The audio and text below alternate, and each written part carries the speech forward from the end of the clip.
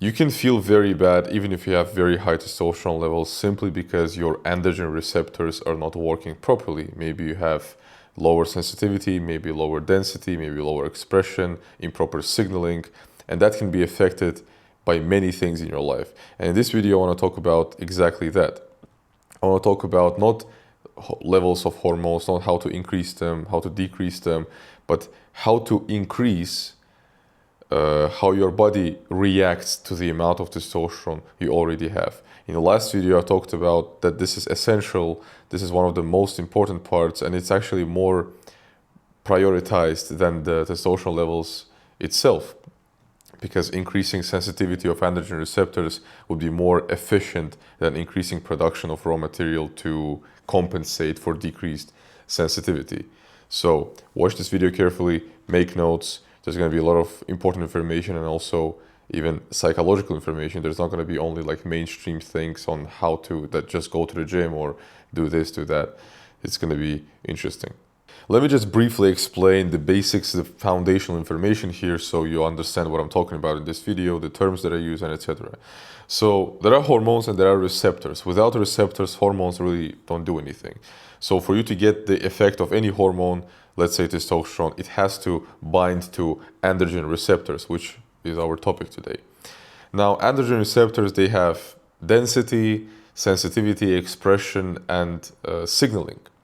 Now, density is logically, receptor density is basically how much receptors are in a particular area, particular tissue. So basically, the amount of receptors.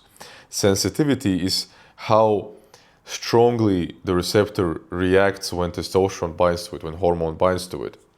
Expression is basically how much the cell actually uses and produces of these receptors, and signaling is basically how strong is the signal, the message that the receptor sends when testosterone binds to it. And these things that I listed, they can be affected by many things in your life, by many factors. That's why two different men with completely same hormonal profile can feel completely different because of the different androgen receptor profile, let's say.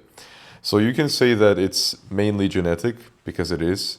The density, the sensitivity, it's mainly genetic, but it doesn't, even if you have bad genetics, it doesn't mean that you're doomed to not be masculine again, to have weak receptors all the time. You can think of it like this.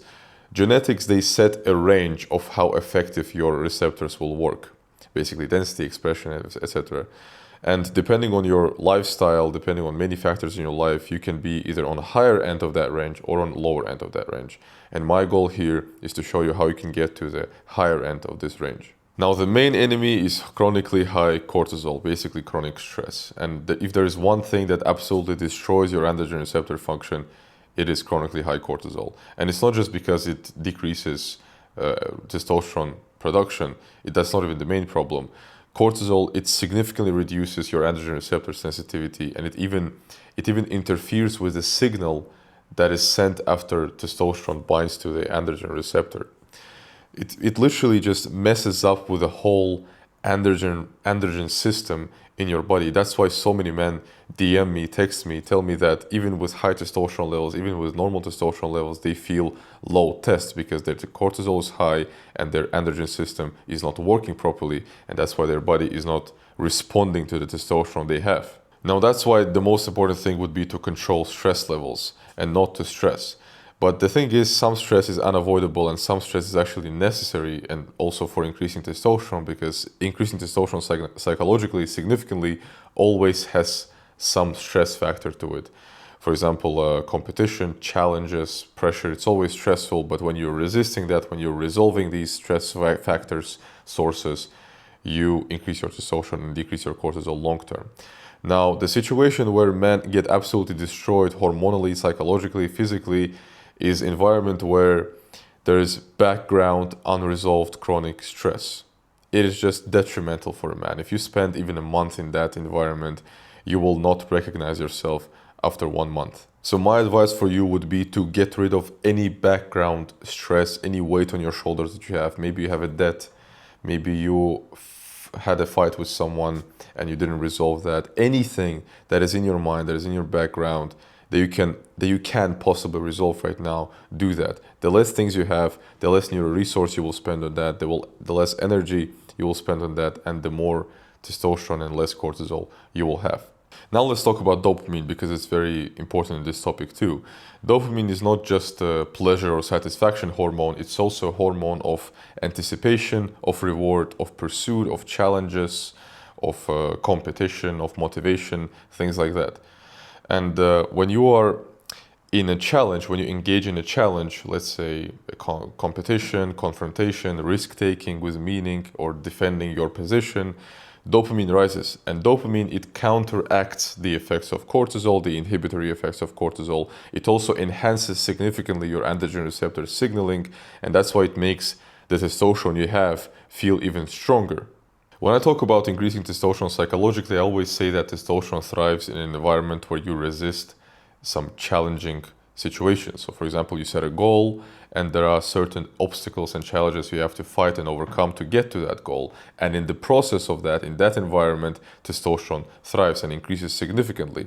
Now, every time you fight the challenge, every time you go against stress, short bursts of stress, and you fight the challenge successfully, your body rewards you with dopamine and testosterone, and it remembers that for life. Every time you reach your goal, every time you fight the obstacle, your body remembers and knows that you understand that you are capable of handling pressure, you're capable of handling stress, you're capable of defending what you consider your own, and you're capable of fighting for what you want. And long term, that completely changes your neurochemistry in your body. It lowers your baseline cortisol, increases your testosterone, increases your dopamine, decreases prolactin, and many other things that's happening. Now, I have a theory that these things also increase your androgen receptor responsiveness, because of what I felt. There is no proof in that for that. There are no studies, there are no even anecdotal studies done that prove my point here. But from what I saw, from my observations in people, in myself, this literally does that. Because you can see people with no changes, no visible changes in their hormonal system, feeling better.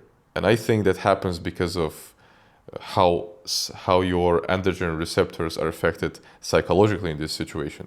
So that's why it's very important to put yourself in situations like that regularly as a man, in competition, challenge, risk-taking, defending your boundaries, and etc., because it will positively affect your testosterone levels, cortisol levels, basically hormonal levels, and it will also, in my theory, very positively affect your androgen receptor responsiveness. Now, there are also several physical factors which you may know that affect your androgen receptor function, like resistance training, for example, weightlifting. It is proven that it increases like androgen receptor responsiveness in a trained muscle. Also, androgen receptor density is increased, and the muscle mass itself, it affects very positively your androgen receptor function, expression, and signaling. So resistance training is absolute must. I think you know that, everybody talks about that, so it's not new. I'm not going to go deeply into that, but it's just necessary.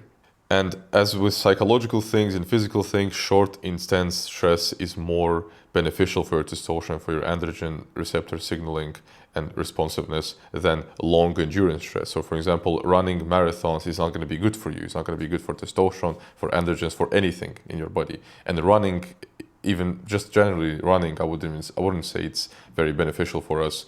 But heavy lifting, this sprinting and things like that are going to be very beneficial for all the things we're talking about. Another physical thing would be diet, micronutrients and diet.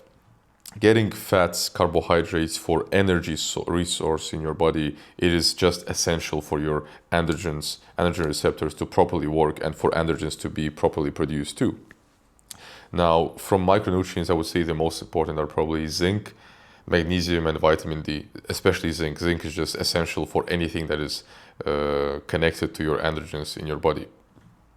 Now, another thing is sleep. You also know that sleep is just essential because it's one of the only, if not the only mechanism to deal with the cortisol that you got throughout the day. So if your sleep is bad, you're going to have chronically high cortisol, adrenaline, you're going to have many issues. And also sleep is basically when your body rests, not only from stress, from everything. It is just essential for your hormones, for your muscle mass, for your psychology, for everything in your life. One more thing I want to mention is internal inflammation. A lot of people struggle with that right now. I think I do too, because of the toxins everywhere right now, different types of toxins. But what can we do sometimes? So the only thing that can help you decrease inflammation is proper food and proper diet. It's a topic for a different video, but eating well, getting your micronutrients, getting the enzymes, getting beneficial bacteria is going to be necessary, because inflammation is also very, very detrimental for your androgen receptor system. Now, the last thing I want to say to summarize, to close this topic, is that when it comes to psychological parts of this, and parts of anything basically, it's very subjective. There is much more to it than I can talk in one video. It really depends on your situation, how you perceive things, how you treat yourself, how you treat everything that is happening in your life. That's why it's very hard to definitely say that something is good for you psychologically or something is bad for you psychologically. But in this video, I told you the main things I think that are important here, which you can control to positively affect your androgen receptor expression and responsiveness, and how you can avoid things that negatively affect it. So start implementing everything you learned here. Start putting yourself in positions that require you to be focused, challenged, the competition, the risk takings. Also avoid unnecessary stress. Resolve everything you have from your past in the background. Just get rid of that. Save your neural resource for more important things. And yeah, thank you for watching. Subscribe, comment, like this video, and stay strong.